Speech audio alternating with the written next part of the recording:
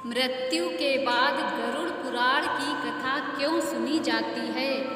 गरुड़ पुराण हिंदू धर्म का एक ऐसा ग्रंथ है जिसमें जन्म और मृत्यु से लेकर स्वर्ग, नर्क और कई तरह की बातों का वर्णन मिलता है।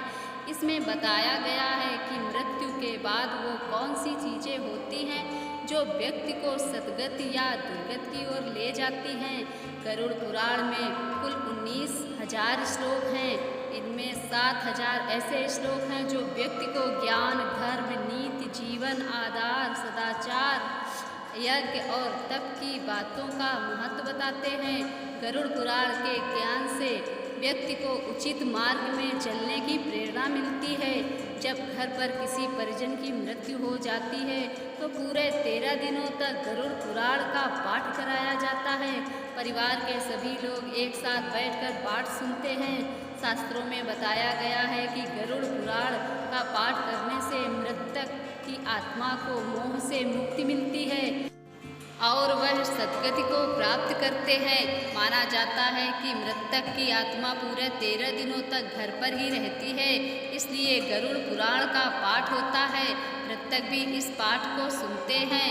इससे वह स्वर्ग, नर्क गति, सद्गति, दुर्गति तमाम तरह की गतियों के बारे में जानते हैं।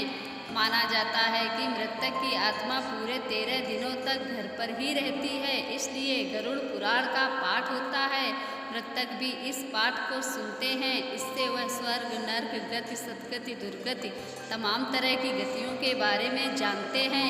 गरुड़ पुराण का पाठ सुनने से उन्हें यह ज्ञान होता है कि मृत्यु के बाद अगली यात्रा के लिए उन्हें किन किन चीज़ों का सामना करना पड़ेगा और किन लोक में उनका गमन होगा। जब परिजन के मृत्यु के बाद घर पर गरुड़ पुराण का पाठ होता है तो मृतक के साथ परिजन भी जान लेते हैं कि सद्गति क्या है और किस तरह के कर्मों से मृत्यु पश्चात सद्गति प्राप्त होती है। गरुड़ पुराण में स्वर्ग, नर्क के बारे में बताया गया है। इसमें बताया गया है कि मरणोपरांत कर्मों के आधार पर ही दंड मिलते हैं। गरुड़ पुराण में भगवान विष्णु द्वारा बताया गया है कि कौन सी चीज़ें व्यक्ति को सद्गति की ओर ले जाती हैं। मृत्यु पश्चात गरुड़ पुराण का पाठ सुनने से मृतक की आत्मा को शांति मिलती है और वह परिवार से मोह और संसार के सारे संताप को छोड़कर प्रभु मार्ग पर चले जाते हैं। शास्त्रों में बताया गया है कि कुछ लोगों की आत्मा मृत्यु के बाद तत्काल दूसरा जन्म धारण कर लेती है। किसी को 3 दिन लगते हैं, किसी को 10-13 दिन तो किसी को 1.25 महीना लगते हैं। यदि व्यक्ति की अकाल मृत्यु हुई है तो उसे दूसरा जन्म लेने में 1 वर्ष भी लग जाता है। धन्यवाद।